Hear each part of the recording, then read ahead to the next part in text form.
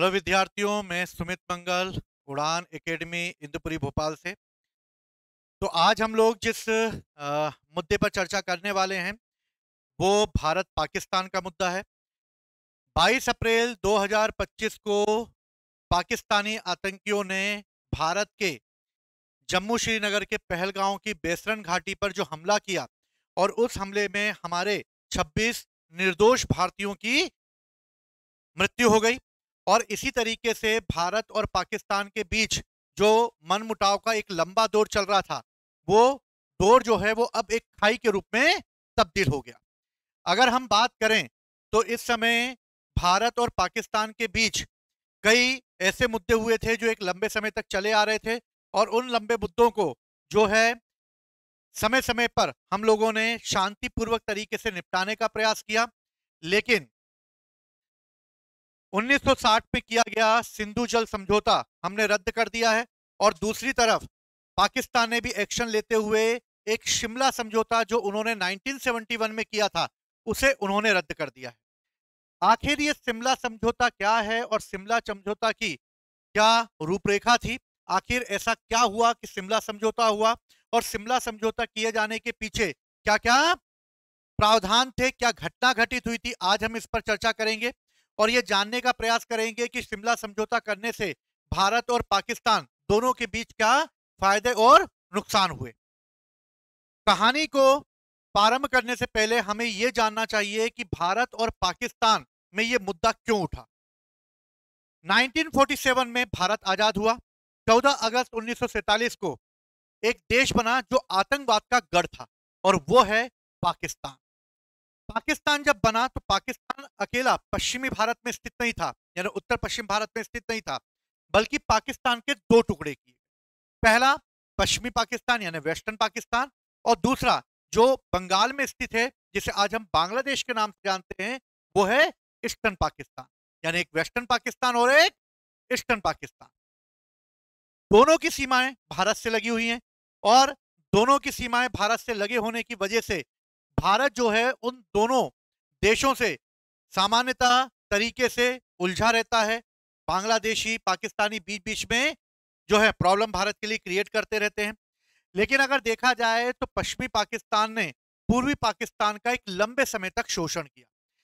1947 से लेकर 1971 तक पश्चिमी पाकिस्तान पूर्वी पाकिस्तान के रिसोर्सेस का यूज करता रहा, वहां के संसाधनों को यूज करता रहा, वहां के लोगों को निर्दयतापूर्वक दबाता रहा, वहां की जनता को अपने विरुद्ध जो है उठने नहीं दिया। और इस तरह पश्चिमी पाकिस्तान ने पूर्वी पाकिस्तान को बहुत तरीके से जो है शोषित किया।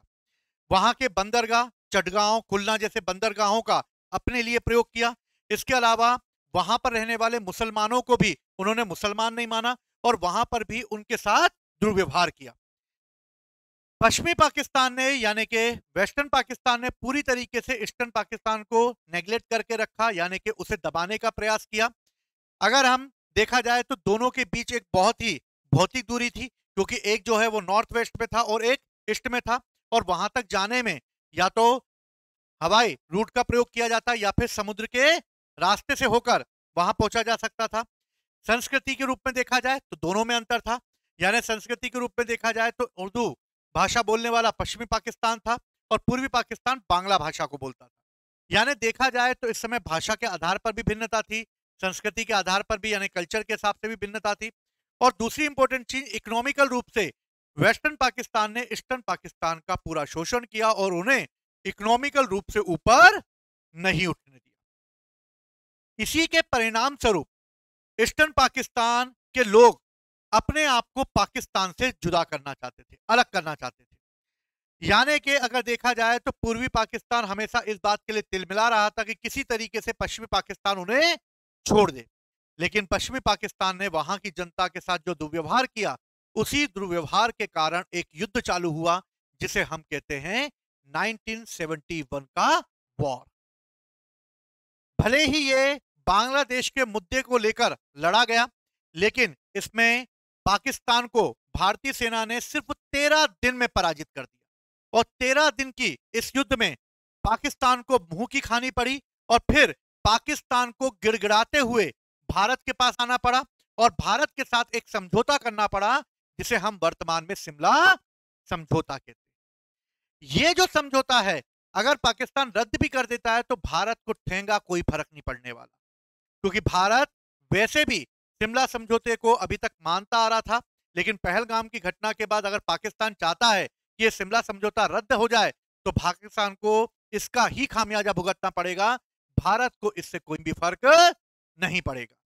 भारत अंतर्राष्ट्रीय स्तर पर भी ये कह सकता है कि शिमला समझौता हमने एक शांति बनाए रखने के लिए किया था, लेकिन पाकिस्तान खुद इस समझौते को नहीं मान रहा है, तो अब हम लाहौर में जाके नाश्ता करेंगे और कराची में ब्रेकफास्ट करेंगे। समझे बात को?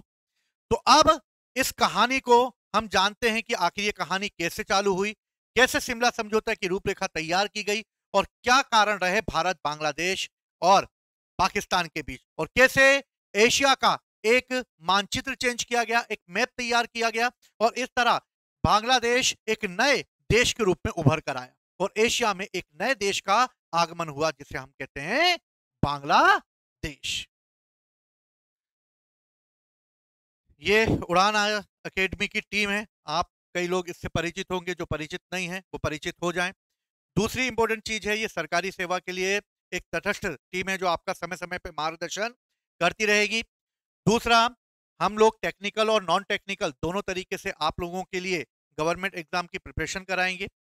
दूसरी इंपॉर्टेंट चीज जो है वो ये है कि जो भी टॉपिक पे हम लोग पढ़ाएंगे उस टॉपिक की पीडीएफ जो है आप लोगों को हमारे टेलीग्राम चैनल पे मिलेगी और आप यूट्यूब के माध्यम से उस टेलीग्राम चैनल को ज्वाइन कर सकते हैं, जिससे कि विभिन्न जो करंट के मुद्दे हैं, जो नोट्स वगैरह हैं, वो आपको उस टेलीग्राम चैनल पर उपलब्ध हो जाए, जिससे कि आप लेक्चर भी यूट्यूब के थ्रू सुन पाए और पीडीएफ के रूप में आपके नोट्स भी तैयार हो सके। तो हम इसको आगे बढ़ाते हैं और समझते हैं चीजें क्या है। सबसे पहले अगर शिमला समझौते को, क्योंकि रूपरेखा तैयार करने से पहले हमें यह जानना होगा कि आखिर ये समझौता कैसे हुआ। हुआ ये कि 1969 में पूर्वी पाकिस्तान यानी बांग्लादेश में चुनाव कराए गए और इस चुनाव में एक पार्टी खड़ी हुई जिसका नाम था आवामी लीग। क्या पार्टी का नाम था? आवामी लीग। और इस आवामी लीग के जो नेता थे वो थे शेख मुजीबुर रहमान। और शेख मुजीबुर रहमान बांग्लादेश के राष्ट्र जो है, जैसे हमारे राष्ट्रपिता कौन माने जाते हैं? महात्मा गांधी। वैसे ही उनके राष्ट्रपिता कौन माने जाते हैं? शेख मुजीबुर रहमान। लेकिन बांग्लादेशियों को अकल नहीं है। अभी शेख हसीना की सरकार का तख्ता पलट किया और उन्होंने अपने ही जो राष्ट्रपिता के समान माने जाते हैं शेख मुजीबुर रहमान, जिन्होंने बांग्लादेश को आजाद किया, उनकी मूर्ति तोड़ी गई और उन्हीं पर उन्होंने बाथरूम तक की। और इस तरह सोचो, उनमें इतनी अकल नहीं है कि वो किस देश के नेता के साथ कर रहे हैं। जिस देश ने उन्हें आजादी दिलाई, जिन्होंने उनको 2 वक्त की रोटी नसीब कराई, जिन्होंने वर्ल्ड लेवल पर उन्हें पहचान दिलाई, वही अपने इन नेताओं के साथ, अपने देश के सेवकों के साथ इस तरीके का व्यवहार करते। तो ये गलती उनकी नहीं है, ये तो नस्ल है वैसी। तो दूसरी अगर हम बात करें तो भारत और पाकिस्तान के बीच एक वॉर चालू होगा जो 1971 में होगा, लेकिन उसकी रूपरेखा कैसे तैयार होगी? सबसे पहले 1969 में आम चुनाव हुए। कहां पर आम चुनाव हुए? पूर्वी पाकिस्तान में हुए, जिसने की स्थिति को खराब कर दिया। खराब क्यों कर दिया? क्योंकि वहां पर एक व्यक्ति थे जिनका नाम था शेख मुजीबुर रहमान और इन्होंने पूर्वी पाकिस्तान में एक जो है आंदोलन चालू कर रखा था। और शेख मुजीबुर रहमान ये चाहते थे कि पश्चिमी पाकिस्तान को पूर्वी पाकिस्तान से अलग कर दिया जाए। क्यों अलग कर दिया जाए? क्योंकि जब आता तो हमें दबा लपाड़े देके चला जाता, जब आता हमारे आटे की गट्टी उठा के ले जाता, क्योंकि उनके यहाँ तो 600 रुपए किलो आटा है अब तो बेचारे गरीबों के यहाँ खाने को कुछ नहीं था, तो पूर्वी पाकिस्तान का सामान उठा उठा के अपने यहाँ इंडस्ट्रियल डेवलपमेंट करते। तो भैया जो बांग्लादेश जो अभी बना है वो पहले पूर्वी पाकिस्तान के नाम से जाना जाता था और बेचारा यानी कि ईस्टर्न पाकिस्तान का जो है डेवलपमेंट ही नहीं हो पा रहा। जो तब वो आए और उठा के ले गए, आज तक उठा के ले जा रहे हैं। वो वर्ल्ड लेवल पे भी कटोरा लेके घूम रहे हैं आज भी वो, ठीक है ना? तो उस समय भी वो इसी तरीके से घूम रहे थे। अब हुआ ये कि शेख मुजीबुर रहमान जो हैं वो इस पाकिस्तान के अत्याचारों से दुखी हो चुके थे और आम जनता पर होने वाले इस अत्याचारों से मुक्ति चाहते थे। इसलिए उन्होंने इस चुनाव में अपनी एक पार्टी खड़ी करी और उस पार्टी का नाम था आवामी लीग। और उस पार्टी ने इसमें बहुत अधिक मात्रा में बहुमत हासिल कर लिया। पश्चिमी पाकिस्तान को लगा और यार शेख मुजीबुर रहमान की पार्टी बन गई है, अब ये यार ये नया जो है मुद्दा खड़ा कर देगा। एक काम करो, शेख मुजीबुर रहमान को दबाओ। शेख मुजीबुर रहमान ने बांग्लादेशी युवाओं, कॉलेज के स्टूडेंटों, विद्यार्थियों, इन सबको मिलाकर एक सेना खड़ी कर दी थी, जिस सेना का नाम था बांग्लादेशी मुक्ति वाहिनी सेना। ये जो मुक्ति वाहिनी सेना थी, इसका उद्देश्य था कि पाकिस्तानी मिलिट्री से वो लड़े, पाकिस्तानी मिलिट्री का सामना करे और किसी भी हालत में बांग्लादेशियों की रक्षा करे। लेकिन हथियारों की कमी थी इनके पास, क्योंकि युवा वर्ग था, रिसोर्सेस कम थे, और मिलिट्री जो पाकिस्तान की थी वो पूरी तरीके से बांग्लादेश में तैनात कर दी गई थी। तो युवा वर्ग कितना लड़ता, मुक्ति वाहिनी कितनी लड़ती। भारत सरकार पूरा नजरिया रखी हुई थी कि बांग्लादेश में क्या क्या घटनाक्रम हो रहा है। पाकिस्तान ने पूर्वी बांग्लादेश पर अत्याचार करते हुए एक ऑपरेशन चलाया। उस ऑपरेशन का नाम था ऑपरेशन सर्चलाइट। और ऑपरेशन सर्चलाइट के तहत बांग्लादेश के युवाओं को और बांग्लादेश की जनता को उन्होंने मारना चालू किया, पीटना चालू किया, घसीटना चालू किया और उन पर बहुत सारे अत्याचार किए।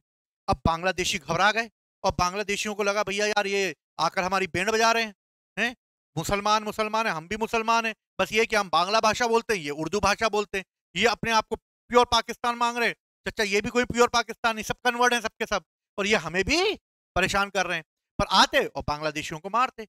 तो बांग्लादेशी इनके अत्याचारों से बचने के लिए पाकिस्तान, जो पूर्वी पाकिस्तान था, वहां से डाइवर्ट करके भारत के अंदर इंटर कर गए और 1 करोड़ बांग्लादेशी भारत की सीमा के अंदर इंटर कर गए। अब भारत के अंदर इंटर कर गए तो भारत में वैसी जनसंख्या बहुत ज्यादा थी, ऊपर से ये बांग्लादेशी और हमारी गोद में आके बैठ गए। अब इन बांग्लादेशियों को, जो कि जिनकी संख्या कोई 1000-2000 नहीं बल्कि 1 करोड़ थी, तो कहां से इनको बेटा हम खिलाते पिलाते।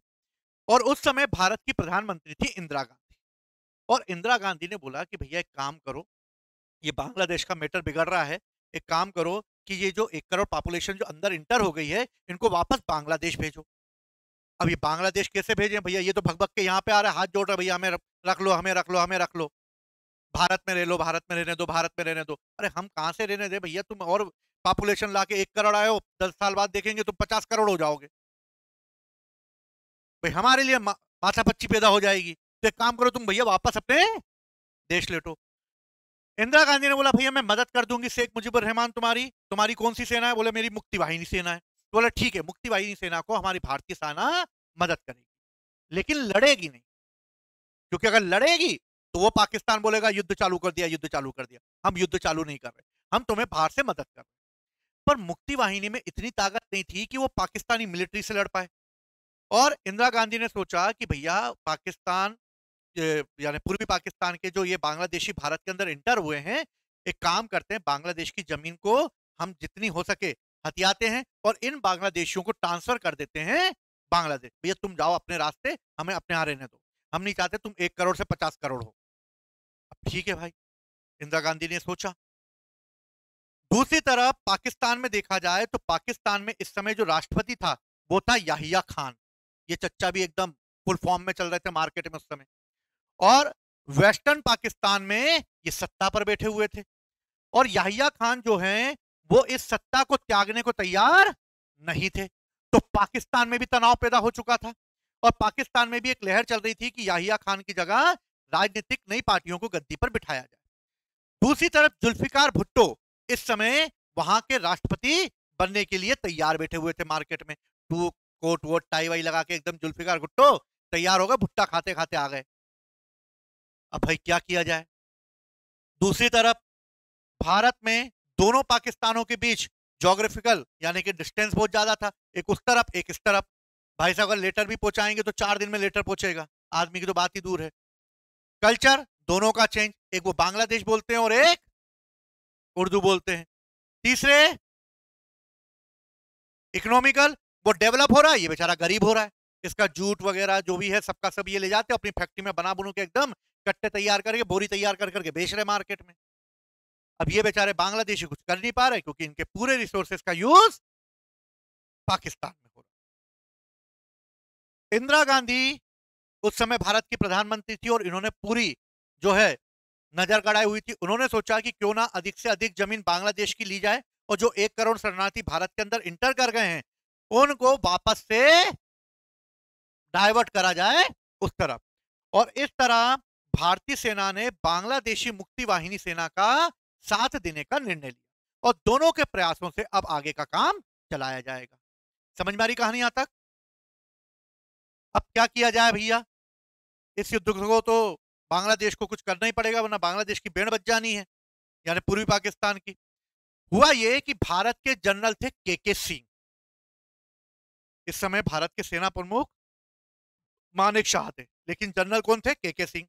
के सिंह ने बोला कि भैया अगर बांग्लादेश में स्थिति कंट्रोल करनी है तो मेरे पास 3 आइडिया हैं, बोलो तो सुनाऊं। पहला आइडिया, पूर्वी पाकिस्तान के 2 बड़े बड़े बंदरगाह हैं, एक है चटगांव और एक है खुलना, और इन दोनों बंदरगाहों पे पाकिस्तानी सेना जो है वो तैनात है। हमें हमला करना चाहिए चटगांव और खुलना पर, और चटगांव और खुलना बंदरगाह पे अटैक करो और वहां पे पाकिस्तानी सैनिकों से ये दोनों बंदरगाह छीन लो। और जब ये दोनों बंदरगाह छीन लिए जाएंगे तो वेस्टर्न पाकिस्तान ईस्टर्न पाकिस्तान की मदद करने जब अपनी नेवी भेजेगा तो ये दोनों बंदरगाहों पे वो अपनी शिप नहीं उतार पाएगा, जिससे पाकिस्तानी सेना इंटर नहीं कर पाएगी बांग्लादेश में। पहली बात समझ में आई। दूसरा उन्होंने बोला कि काम करते हैं कि पाकिस्तानी जो फोर्स है उस फोर्स को एक जगह से दूसरी जगह ना मिलना दिए, यानी कि यहां पर एक फोर्स है, यहां एक फोर्स है, बीच में हम कब्जा कर लें जिससे ये दोनों फोर्स आपस में मिल ना पाए, जिसकी वजह से ये फोर्स कमजोर पड़ जाएगी और आसानी से हम 2 लपाड़े मार मार के इनको भगा देंगे। ठीक है। अब के सिंह ने तीसरा प्लान बताया। उन्होंने बताया कि पूर्वी पाकिस्तान के पूरे हिस्से पे कब्जा नहीं करेंगे, हम क्या करेंगे, उसके छोटे छोटे हिस्सों को बांट लेंगे और छोटे छोटे हिस्सों को बांटकर भारतीय सेना इनके छोटे छोटे एरिया को कब्जे में करेगी। जैसे जैसे एरिया हम कब्जे में लेते जाएंगे ये बांग्लादेशियों को वहां वहां बिठाते जाएंगे और इससे भारत में आए हुए 1 करोड़ शरणार्थी वापस बांग्लादेश भेज दिए जाएंगे और दूर से हम नमस्कार कर लेंगे। प्लानिंग तैयार है, पूरा मार्केट में रोड मैप तैयार कर दिया भारत ने। ढाका जो इस समय बांग्लादेश का जियोपॉलिटिकल हार्ट था, यहां पर भी पाकिस्तान बैठा हुआ था, इसको भी हटाना था, पूर्वी पाकिस्तान का ये गढ़ माना जाता था। इंदिरा गांधी ने सोचा कि क्यों ना मुक्ति वाहिनी को ही मदद दे दी जाए और इसे ही प्रशिक्षण देकर जो है भारत इसे ही बोले कि भैया तुम ही निपट लो यार आपस में, भारतीय सेना को इन्वॉल्व मत करो, क्योंकि भारतीय सेना जाएगी तो तबाही मचा देगी वहां पर, क्योंकि भारतीय सेना फिर रुकेगी नहीं, वो तो दनादन फायर करेगी। पहले तुम मुक्ति वाहिनी निपट लो भैया आपस में।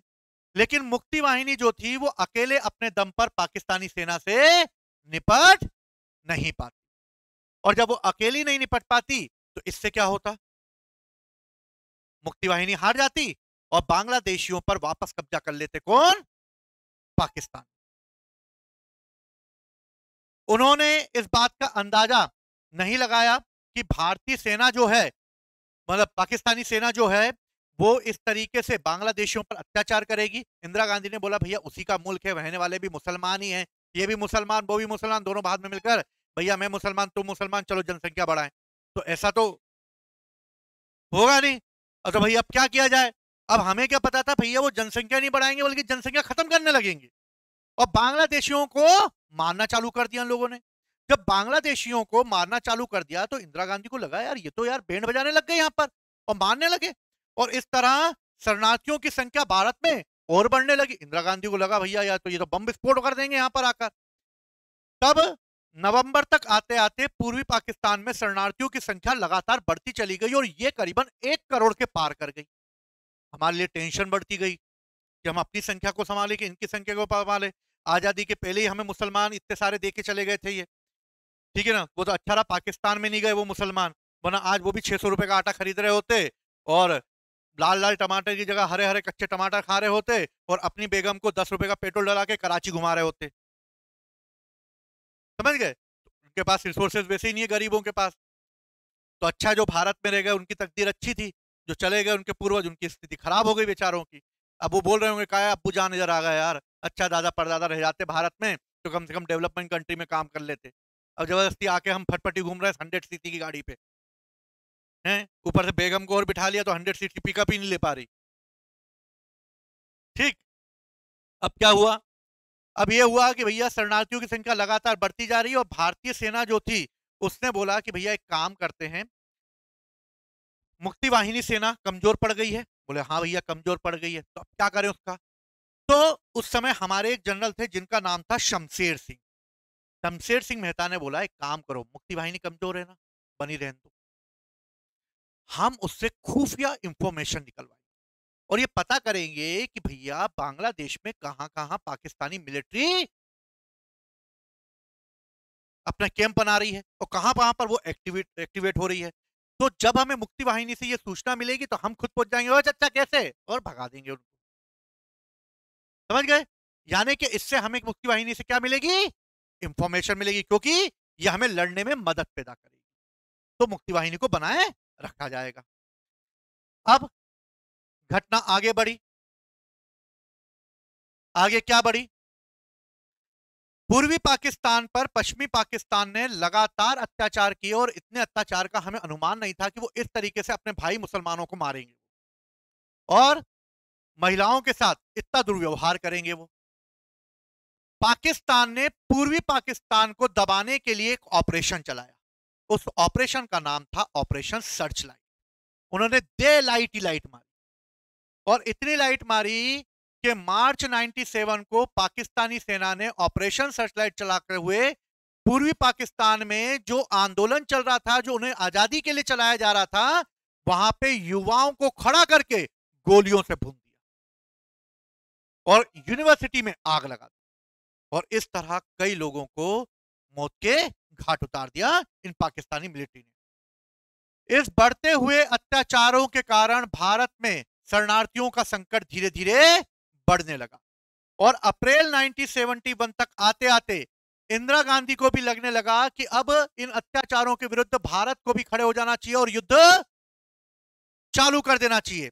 लेकिन सेना प्रमुख मानेकशॉ ने कहा कि भारत को अभी इतनी जल्दी युद्ध प्रारंभ नहीं करना चाहिए, अभी हमें इंतजार करना चाहिए परिस्थितियों को देखते हुए। और इस तरह सेम मानेकशॉ ने अभी उचित अवसर नहीं समझा इस युद्ध को प्रारंभ करने के लिए।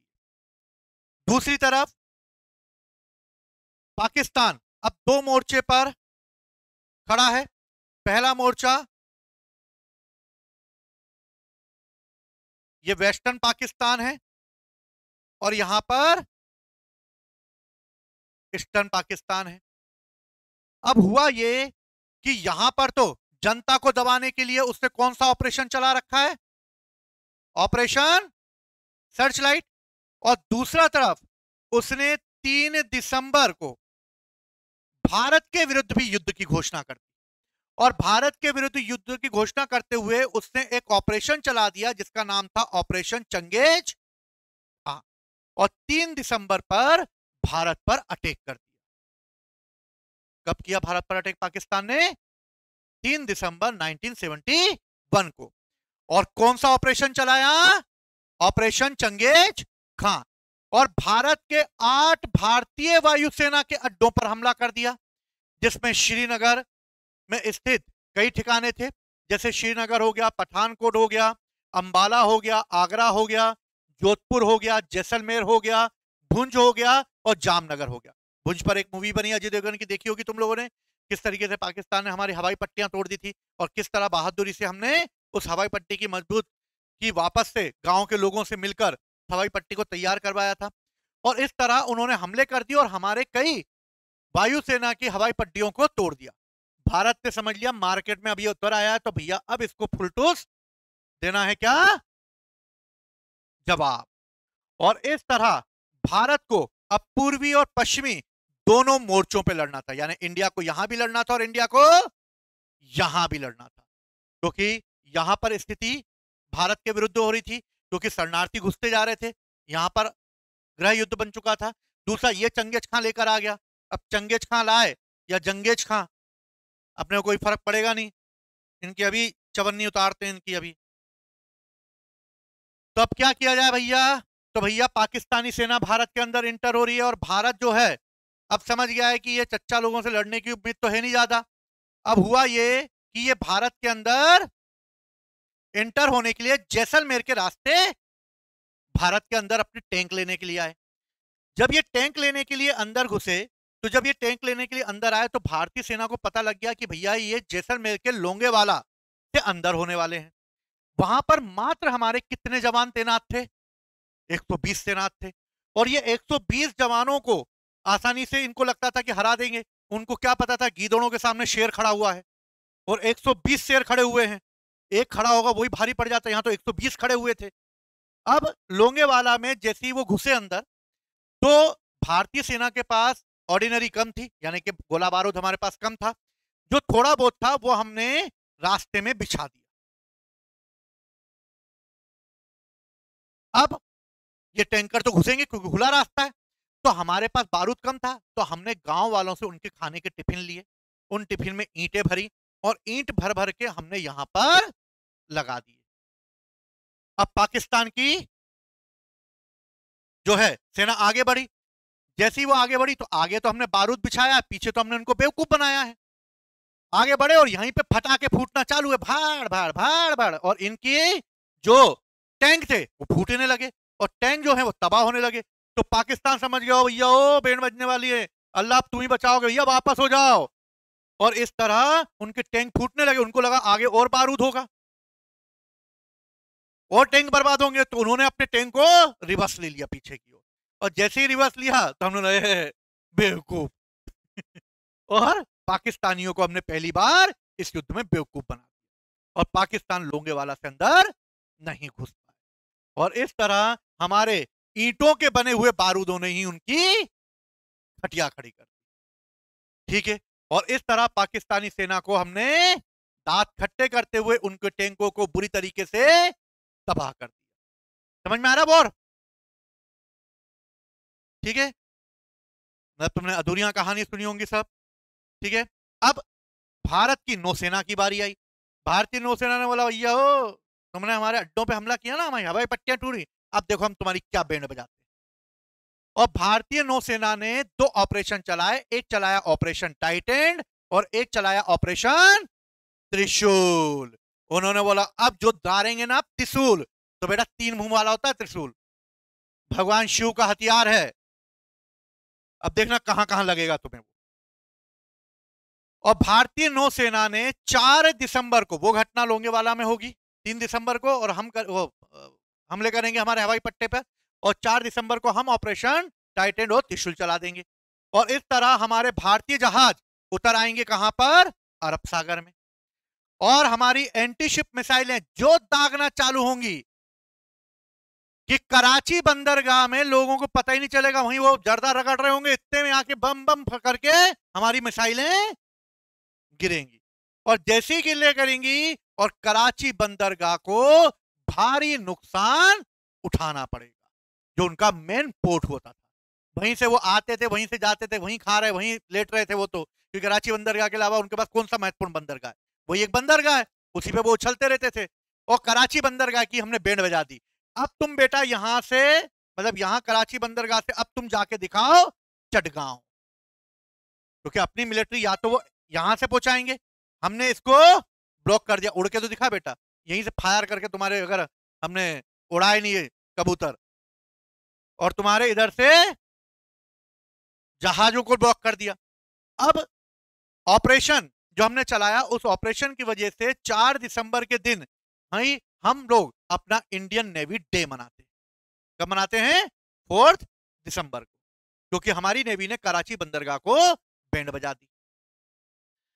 इस युद्ध में नेवी ने अपनी महत्वपूर्ण भूमिका निभाते हुए पाकिस्तान और पूर्वी पाकिस्तान दोनों के बीच जो दूरी थी उस दूरी को ब्लॉक कर दिया। और इस तरह अब ये बेचारे गरीब यहीं पे बैठे बैठे चटगांव चटगांव करते रहे और पहुंच नहीं पा रहे कहां पर? चटगांव थे। और इस तरह समुद्री रास्ते को हमने ब्लॉक करके अपनी सेना की मदद से इसको बंद कर दिया। अब पाकिस्तान बौखला रहा, पाकिस्तान का कराची बंदरगाह फोड़ दिया हमने फटाके की तरह। दूसरी तरफ लोंगेवाला में हमने उनको बेवकूफ बना दिया। ठीक, अब हमारी भारतीय नौसेना ने एक और काम किया। हमारी भारतीय नौसेना ने जो है उनको और बेवकूफ बनाया। और भारतीय नौसेना जब अरब सागर में उतरती तो आपस में रशिया भाषा में बात करती, और रशिया भाषा में जब बात करती तो पाकिस्तानियों को जो कि इंग्लिश तक नहीं आती, बेचारे उर्दू में ही माशाल्लाह इंशाल्लाह करते रहते वो दिन भर। उनको क्या समझ में आ रहा भैया इंग्लिश क्या है, रशिया क्या है? और रशिया लैंग्वेज में हमारी मिलिट्री बात कर रही है और इनको समझ में नहीं आ रहा कि इंडियन आपस में बात कर रहे हैं। और हमने किस भाषा का प्रयोग किया? रशिया भाषा का, रूसी भाषा का प्रयोग किया। और हमने सेकेंड टाइम बेवकूफ बना दिया पाकिस्तानियों। अब बारी थी हमारी भारतीय वायु सेना की। भारतीय वायुसेना ने सबसे पहले पाकिस्तान के हाजीपीर की आर्टिलरी ब्रिगेड और चंगामंगा के जंगल में रखे हुए पाकिस्तान के हथियारों के भंडारों पर विस्फोट कर दिया और इस तरह पूरी तरीके से तबाह हो गया इनका जो भी ऑर्डिनरी रखी हुई थी। दूसरी तरफ कराची बंदरगाह के पास इनकी जो ऑयल रिफाइनरी थी जिसका नाम था कियामारी और अटक ऑयल रिफाइनरी, इसको भी हम लोगों ने नुकसान पहुंचा दिया और ऑयल रिफाइनरी के नुकसान पहुंचाने से इनकी ऑयल की सप्लाई रुक गई। दूसरी तरफ सिंध में सुई गैस प्लांट को और झेलम नदी पर बना हुए मंगला बांध पर भी हमने बर्बादी कर दी और इसकी वजह से भारतीय वायुसेना ने पाकिस्तान के बचे कुचे दमखम को भी समाप्त कर दिया। अब आगे भारतीय नौसेना ने हमले किए और इसी हमले के दौरान भारतीय नौसेना ने किस भाषा में बात करी? रूसी भाषा में। लेकिन पाकिस्तान की इस बौखलाहट में हमारी एक पनडुब्बी जिसका नाम था खुखरी, वो पनडुब्बी डूब गई। अब भारत में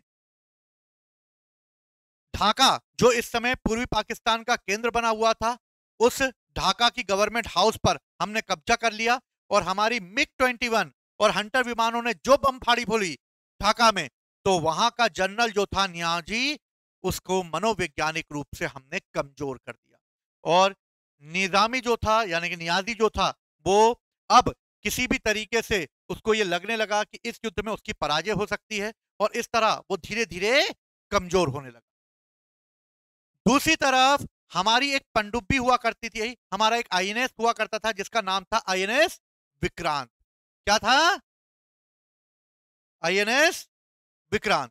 और हमारे आईएनएस विक्रांत ने पाकिस्तान की पूर्वी पाकिस्तान से पूरी तरीके से अलग थलग कर मारा और दोनों पाकिस्तान आपस में मिल नहीं पा रहे और सेना की जो है भेजने में दिक्कत हो रही। अब इस तरह इसमें हमारे लड़ाकू विमान तैनात थे जो पूर्वी पाकिस्तान में स्थित चटगांव बंदरगाह पर कब्जा कर चुके थे और इस तरह चटगांव बंदरगाह जो कि पाकिस्तान के कब्जे में था, अब वो किसके कब्जे में आ चुका था? भारत के कब्जे में आ चुका था और चटगांव बंदरगाह हमारे हाथ में आ गया, यानी ढाका से अब हमारी दूरी ज्यादा नहीं बची। चटगांव बंदरगाह पे पाकिस्तानी नौसेना का एक अड्डा हुआ करता था जिसको हमने तबाह करके चटगांव पर अधिकार कर लिया। इसी युद्ध के दौरान आईएनएस विक्रांत को खत्म करने की पाकिस्तानियों ने प्लानिंग करना चालू की और इसी प्लानिंग के तहत उन्होंने यह तय किया कि किसी भी तरीके से आईएनएस विक्रांत को डुबा दिया जाए और इसके लिए उन्होंने अपनी एक ताकतवर पनडुब्बी भेजी जिसका नाम था पीएनएस गाजी। किसको भेजा हमारी पनडुब्बी को दबाने के लिए? पीएनएस गाजी। ये पीएनएस गाजी जो है वो अमेरिका से ली गई थी। अब गाजी भेजे या चाची भेजे कोई फर्क नहीं पड़ने वाला हमें, ठीक। अब इस तरह आईएनएस विक्रांत को डुबाने के लिए गाजी निकला और गाजी जब निकला तो हमने आईएनएस विक्रांत को अंडमान भेज दिया और ये अफवाह फैला दी कि विशाखापट्टनम पर ही आईएनएस विक्रांत खड़ा है, आओ और मार लो। पीएनएस गाजी बड़ा विशाखापट्टनम की ओर जा रहा, एकदम पनडुब्बी में बैठते हुए और विशाखापट्टनम के पोर्ट पर पहुंचा। जैसे ही वो विशाखापट्टनम के पोर्ट पर बेचा, वहां पर हमारा खड़ा हुआ था आईएनएस राजपूत और आईएनएस राजपूत ने बोला बेटा आजा मार्केट में, और फिर राजपूत ने जो बैंड बजाई तो पीएनएस गाजी को हमेशा के लिए समुद्र की गहराइयों में सुला दिया और इस तरह आईएनएस राजपूत ने पीएनएस गाजी को समुद्र में हमेशा के लिए समाप्त कर दिया। विक्रांत को अंडमान में भेज दिया गया और माहौल तैयार किया गया कि विक्रांत जो है वो कहां पर खड़ा हुआ है और आईएनएस राजपूत को खड़ा किया गया, जिससे रणनीति जो हमने बनाई वो काम कर गई। विशाखापट्टनम पर आई पीएनएस को हमारे राजपूत आईएनएस ने तबाह कर दिया और ये आईएनएस राजपूत ने जो पीएनएस गाजी को समाप्त किया वो किससे ली थी उसने? अमेरिका से ली थी। अब पाकिस्तान घबरा गया। पाकिस्तान के हाजीपीर, चंगामंगा के जंगल की हमारी ऑयल रिफाइनरी, सुई गैस प्लांट, अटक ऑयल रिफाइनरी, सब कुछ तबाह हो रही थी। और पाकिस्तान को लगा भैया नक्शे पे इंडिया रहने देगा कि नहीं रहने देगा हमको, कि इंडिया से भी खाली मतलब वर्ल्ड के मैप से पाकिस्तान का नामो निशान मिटा देगा। अब पाकिस्तान घबरा गया और पाकिस्तान ने भैया देखा कहाँ है मेरे अब्बू जान, अब्बू जान, अब्बू जान, क्योंकि हम तो बाप हैं उसके। तो वो किसको ढूंढ रहा अपने अब्बू जान को, और अब्बू जान कौन थे? अमेरिका था। और अमेरिका के पास गया वो, और अमेरिका को बोला भैया यार ये पापा मान नहीं रहे हैं, बहुत बुरी तरह मार रहे हैं हमको, और हमारे बहुत सारे इलाके जो हैं उन्होंने ठंडे कर दिए, हमें हमारे मुगालते ठंडे कर दिए हमारे। अब हम क्या करें? तो अमेरिका ने बोला टेंशन नो टेंशन, चलो यूएनओ। और कहां ले गए वो? यूएनओ ले गए। यूएनओ में जब वो लेकर गया तो उन्होंने बोला हम पाकिस्तान की तरफ से युद्ध विराम की घोषणा कर रहे हैं। तो वहीं से रशिया, ओ एक्सक्यूज मी, युद्ध विराम नहीं, मैं वीटो पावर यूज करूंगा। और जैसे ही उसने, रशिया ने वीटो पावर यूज किया, वीटो पावर यानी कि यूएनओ में 5 परमानेंट मेंबर होते हैं, और इन 5 परमानेंट मेंबर में से अगर किसी प्रश्न पर कोई भी एक देश वीटो पावर का यूज कर ले तो वो मैटर पास नहीं होता। रशिया ने युद्ध विराम के मैटर पर वीटो लगा दिया, और अमेरिका ने जो यूएनओ में वीटो पावर जो लगाया था युद्ध विराम को, उसको रशिया ने पास नहीं होने दिया। अब पाकिस्तान ने बोला भैया यार अब्बू जान यार ये तो ये पास नहीं हुआ यार, क्या करें? तो बोले टेंशन मत लो, अपन अभी समझाते हैं। और अमेरिका ने युद्ध विराम के लिए यूएनओ में प्रस्ताव लाया, जिसे रूस ने अपने वीटो पावर के द्वारा क्या कर दिया? रोक दिया। अब अमेरिका और ब्रिटेन ने बोला भैया यार पाकिस्तान यार ये तो यार बैंड बज जाएगी तुम्हारी यार, मैदान में हमें उतरना पड़ेगा वरना माहौल बहुत टाइट हो गया है। अब क्या हुआ कि माहौल इतना टाइट हो गया था कि इस समय भारत में एक तरफ पाकिस्तान की बैंड बज रही थी, एक तरफ पूर्वी पाकिस्तान की बैंड बज रही थी। तो कहा जाता है कि अमेरिका की जो मदद है पाकिस्तान को मिलने लगी, और अमेरिका ने पाकिस्तान की मदद करने के लिए बंगाल की खाड़ी में अपना एक सबसे बड़ा बेड़ा, 7वें नंबर का बेड़ा खड़ा कर दिया। यह बेड़ा इतना ताकतवर था कि इसमें उस समय दुनिया के सबसे बड़े बेड़े में इसको शामिल किया जाता था, जिसके ऊपर 50 से 70 जहाज जाते थे, 150 विमान होते थे, हजारों नाविक इस पर तैनात होकर जाते थे ना, बहुत बड़ा बेड़ा था। ब्रिटेन ने बोला रुक रुक भाई, मैं भी आ रहा हूं तेरे पीछे पीछे, मैं भी तुम्हारी मदद करूंगा। और इस तरह ब्रिटेन ने भी अपना एयरक्राफ्ट कैरियर HMS ईगल को तैनात कर दिया। कहां पर? अरब सागर में। एक तरफ ईगल खड़ा हुआ, एक तरफ 7वां बेड़ा खड़ा हुआ, इधर भारत खड़ा हुआ, और भारत एक तरफ पाकिस्तान से इधर लड़ रहा और उधर भी पाकिस्तान से लड़ रहा। तभी हमारा देश जो हमसे हमेशा दोस्ती चाहता है, जो शांति चाहता है, रशिया मैदान में आ गया, और रशिया ने अपना परमाणु बेड़ा उतार दिया। और जैसे ही उसने अपना परमाणु बेड़ा उतारा, ब्रिटेन ने बोला भैया मरमुरा जाएंगे, परमाणु बम लेकर आ गया ये तो जल्दी से खाली करो इसको, पाकिस्तान के चक्कर में हम भी अल्लाह को प्यारे हो जाएंगे। और इस तरह ब्रिटेन और अमेरिका दोनों ने खाली कर दिए अपने अपने बेड़े, और इस तरह रूस ने हमारी मदद की 1971 के वॉर में। और इस तरह परमाणु हथियार वो जब लेकर आ गया तो दोनों की बैंड बजी और दोनों भागने लगे। 3 दिसंबर के समय जो उन्होंने हमारे 8 वायुसेना के ठिकानों पर हमला करके ऑपरेशन चंगेज खां चलाकर जो युद्ध चालू किया था, उसे हमने 13 दिन में ही समाप्त कर दिया, क्योंकि अमेरिका और ब्रिटेन दूर से ही प्रणाम कर चुके थे। अमेरिका और ब्रिटेन के जाने के बाद पाकिस्तान अकेला पड़ गया, बोले मैं क्या करूंगा, मरमुरा और जाऊंगा भैया, मुझे एशिया के नक्शे पर रहने दोगे कि नहीं रहने दोगे?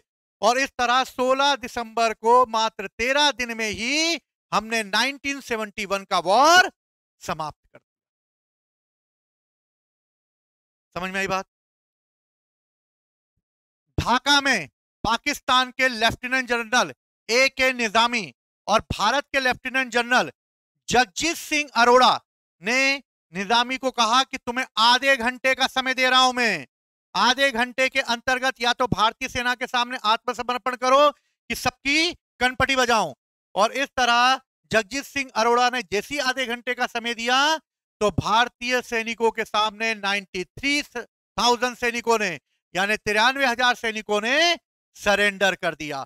और इस तरह वर्ल्ड में पहली बार इतनी बड़ी आर्मी ने किसी दूसरी आर्मी के सामने सरेंडर किया होगा। आज तक इतिहास में ऐसा नहीं हुआ।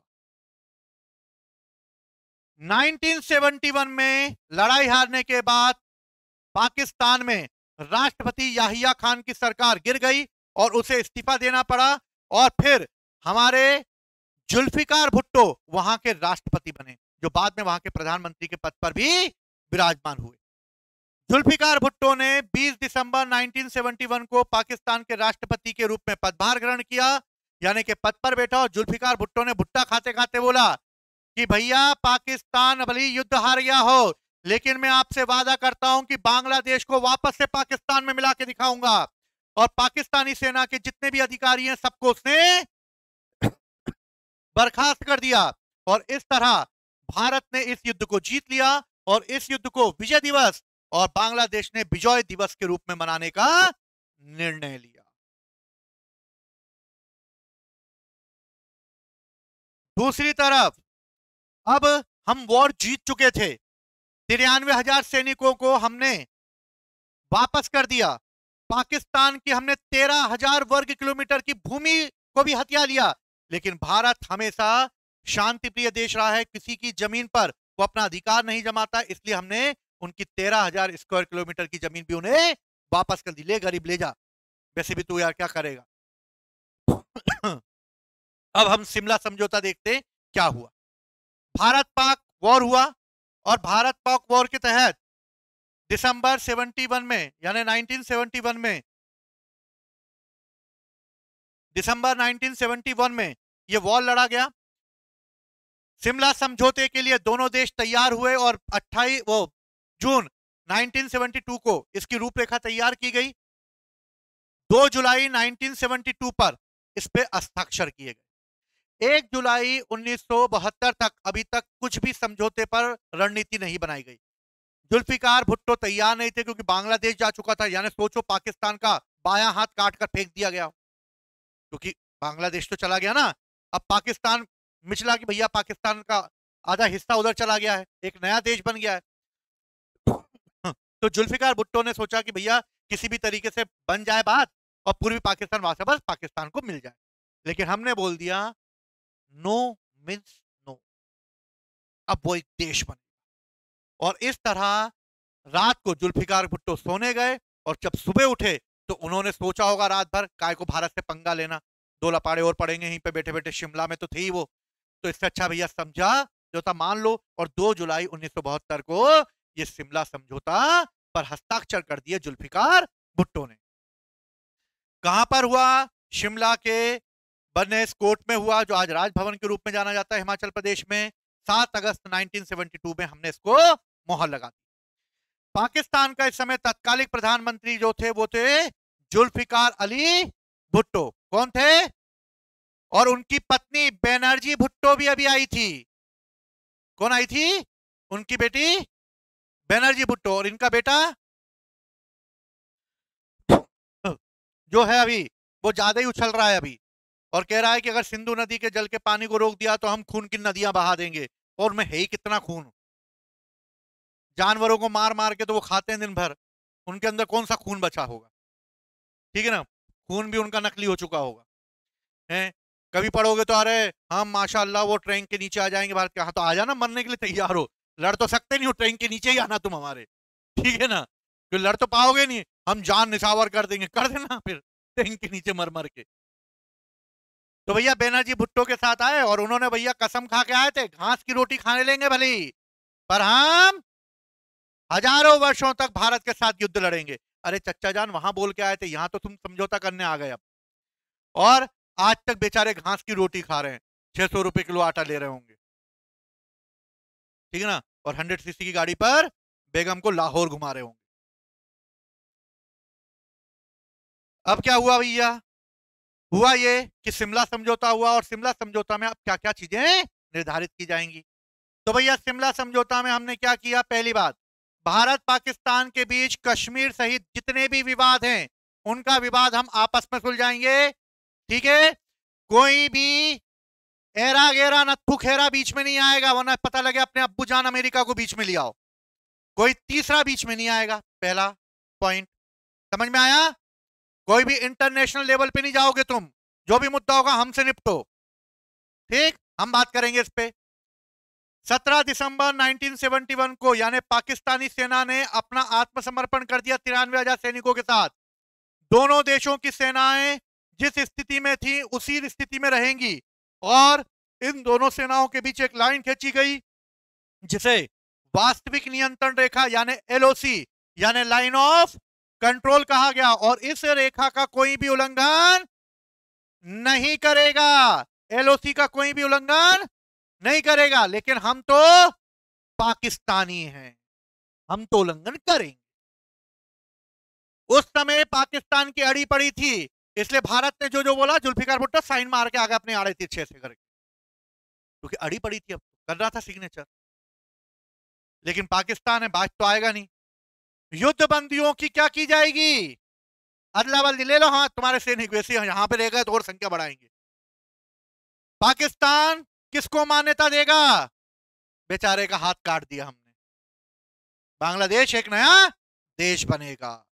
भारत पाकिस्तान के राजनीतिक संबंधों को क्या बनाया जाएगा? सामान्य बनाएंगे, बीच में उचक उचक के कूदना मत तुम लोग।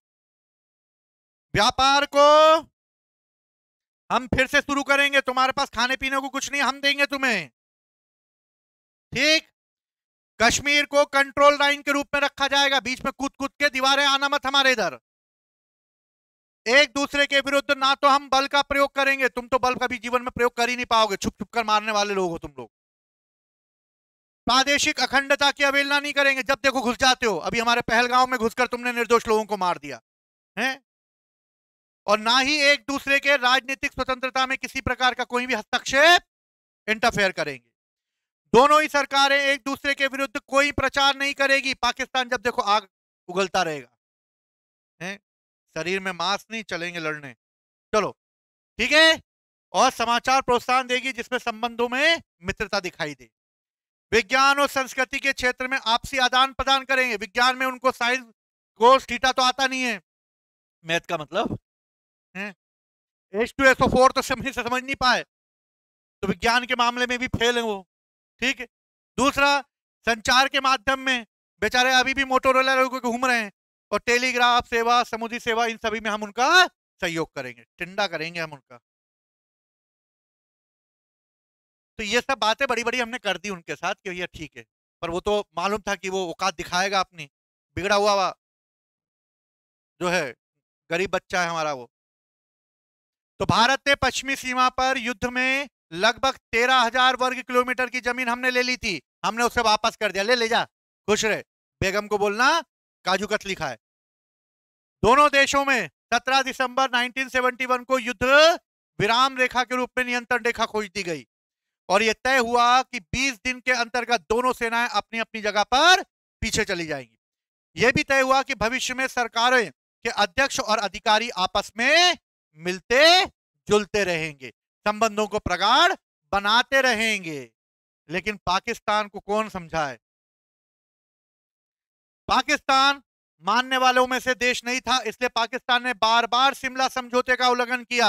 अब ये चच्चा जान शिमला समझौता मान ही रहा, हमारे लिए तो खुशखबरी है ये, मत मान, क्योंकि खुद 1980 में उसने सबसे पहले सियाचिन ग्लेशियर को लेकर इस शिमला समझौते की प्रावधानों को तोड़ दिया था। भारत ने सियाचिन को पाकिस्तान के अधिकार में आने से रोकने के लिए ऑपरेशन मेघदूत चलाया, और ऑपरेशन मेघदूत चलाते हुए हमने वापस से 1984 में सियाचिन पर वापस अधिकार कर लिया।